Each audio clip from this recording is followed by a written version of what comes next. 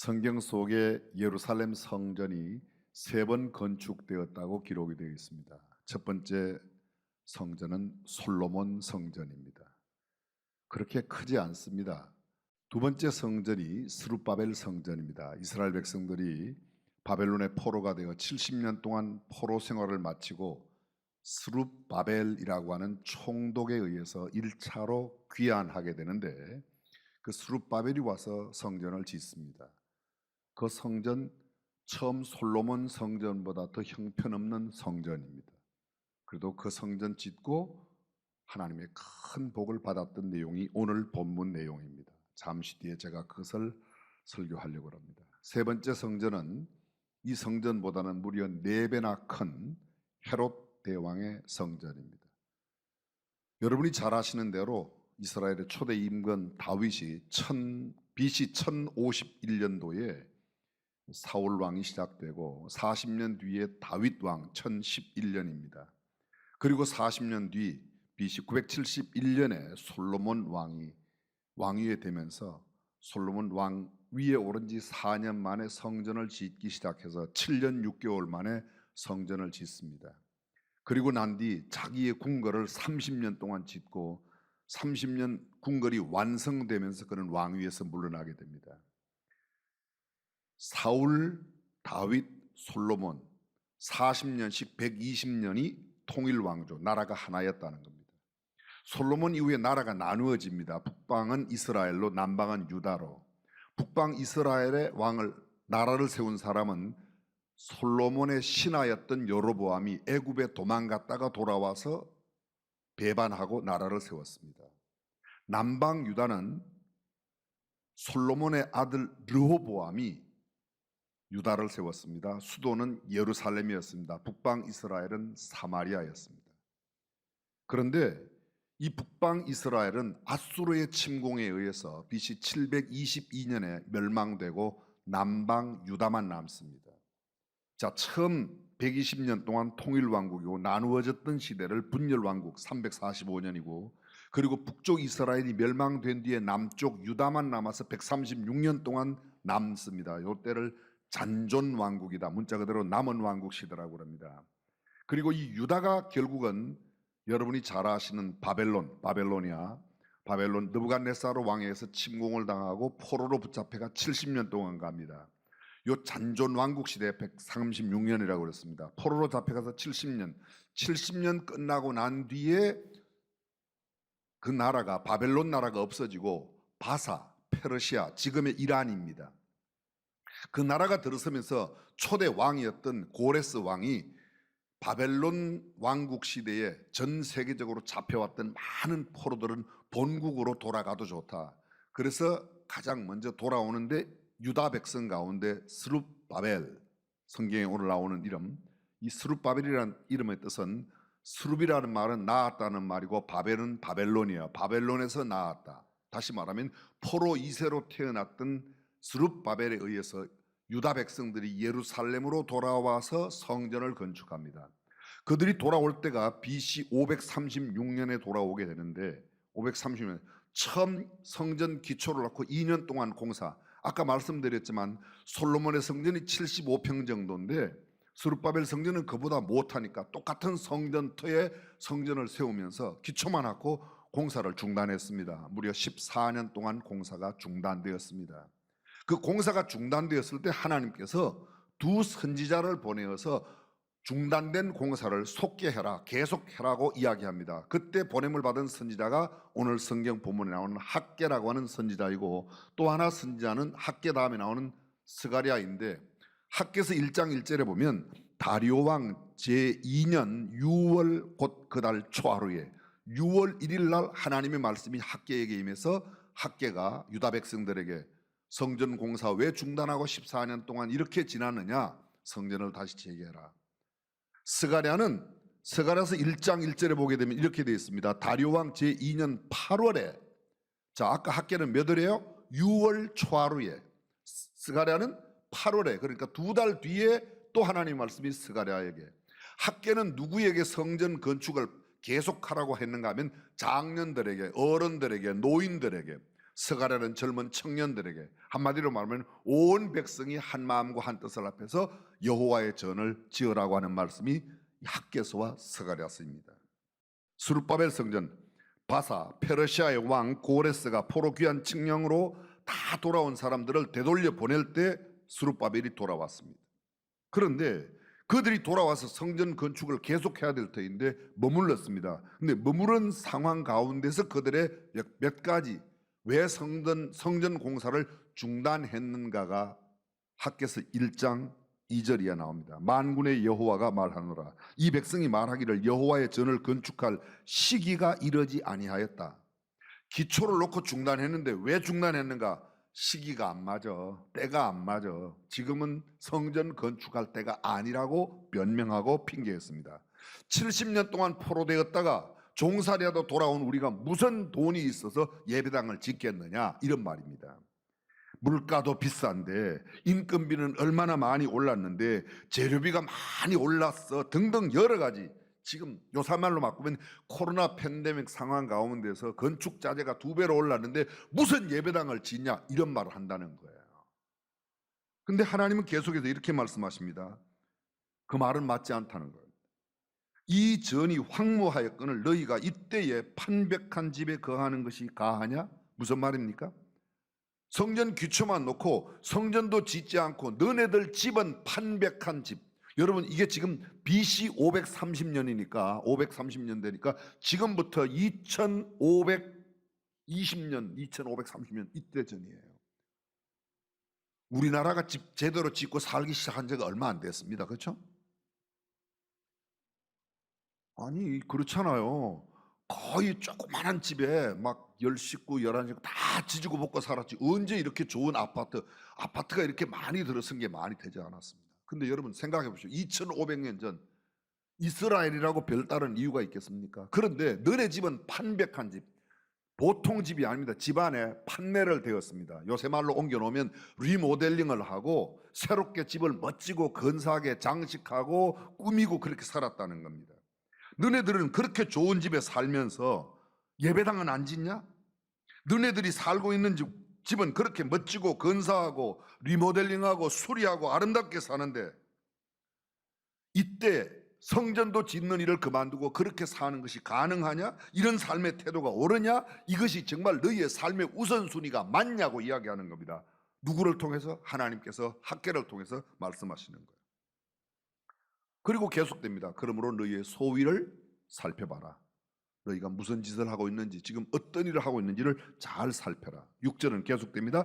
너희가 많이 뿌릴지라도 수입이 적으며 먹을지라도 배부르지 못하며 마실지라도 흡족하지 못하며 입어도 따뜻하지 못하며 일꾼이 삭설 받아도 그것을 구멍 뚫어진 전대에 넣음이 되느니라.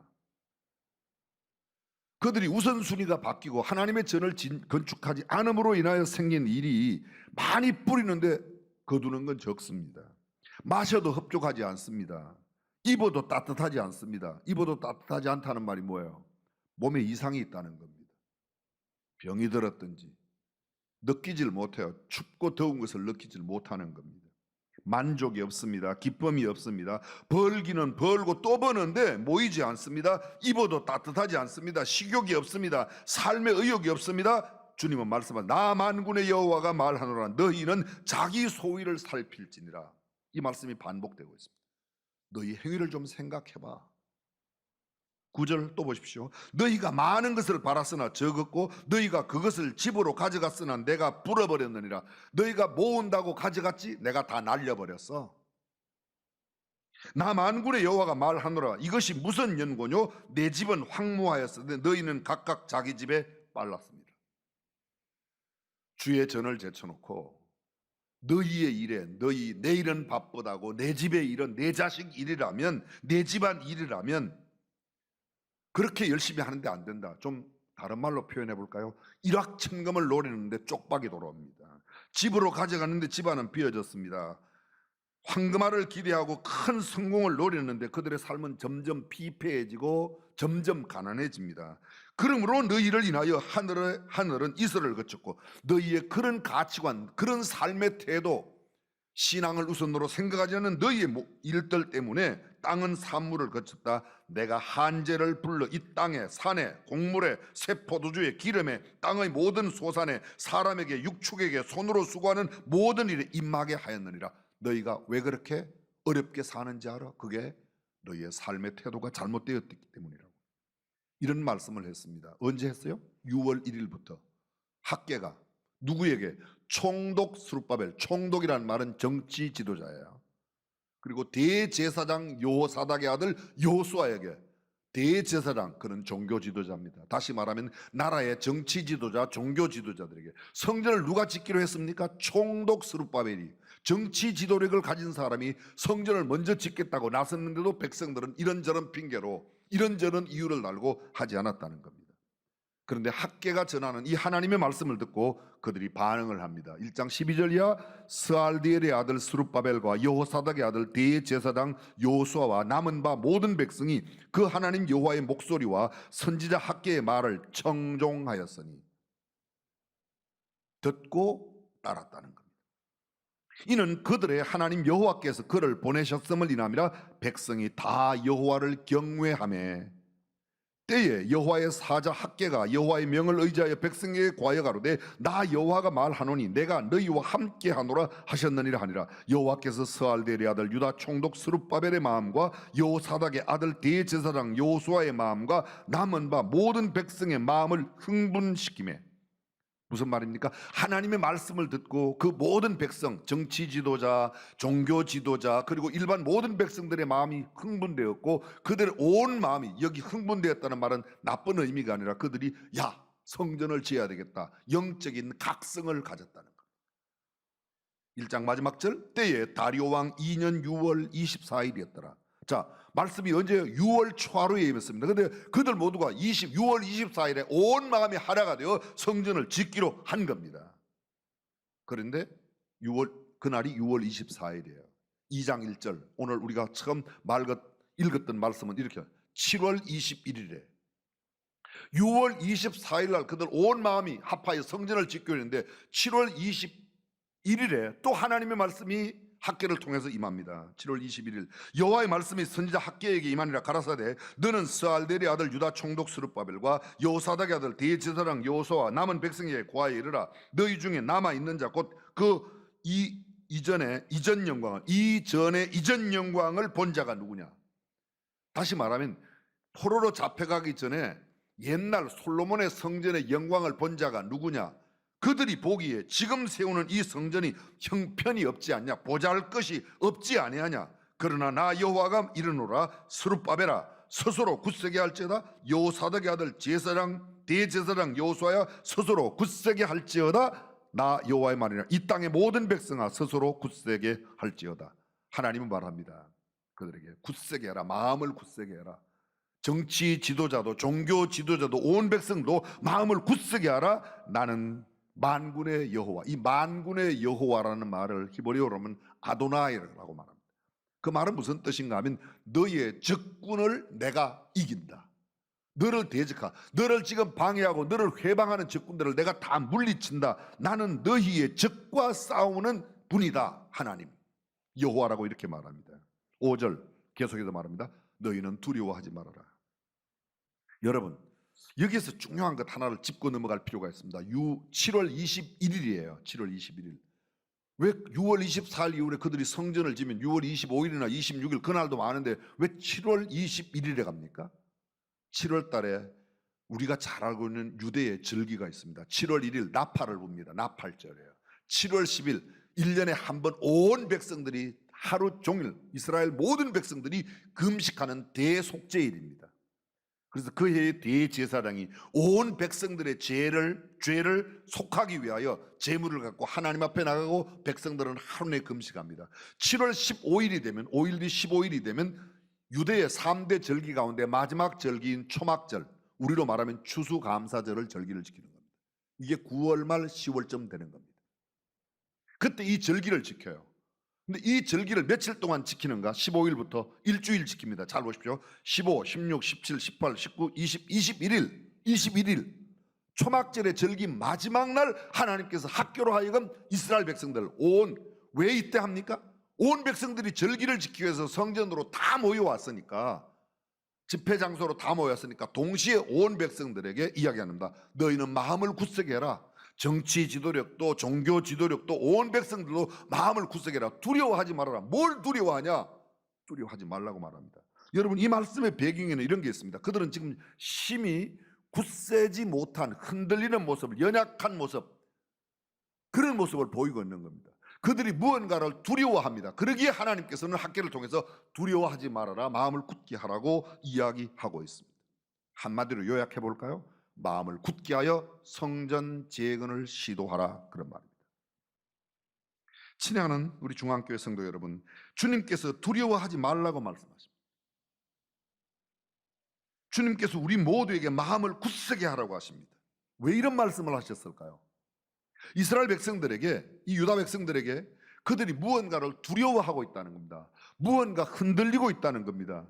그들의 마음속에 무언가 불안감이 있다는 겁니다. 그러기에 하나님은 학계를 통해서 너희가 그렇게 불안할 필요가 없다. 그리고 이렇게 말합니다. 만군의 여호와가 말하여야되노라. 나 만군의 여호와가 말한다. 나 여호와가 말한다. 나 여호와의 말이라. 이런 말이 짧은 이 두 장으로 되어 있는 학계서에만 무려 20번, 20번이나 나타납니다. 뒤에 나오는 스가랴서 14장 되어 있는데 여기에 46번이나 나타납니다.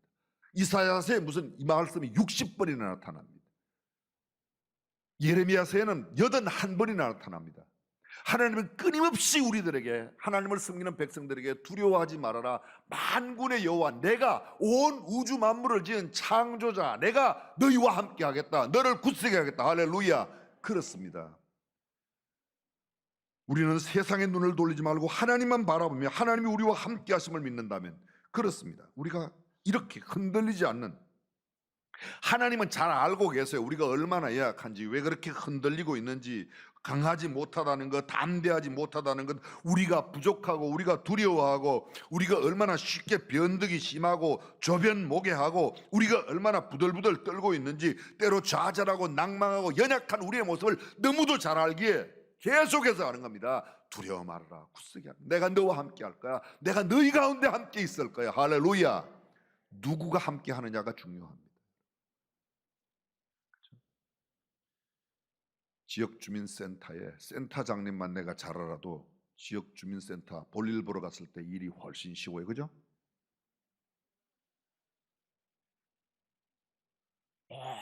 아무나 차등 없이 누구나 똑같이 아니에요. 양복 입고 가고 잠바 입고 가면 벌써 대하는 게, 잠바 입고 가면 아저씨 저쪽으로 오세요 이러고, 양복 입고 가면 오셨습니까? 이래 나오더라고요.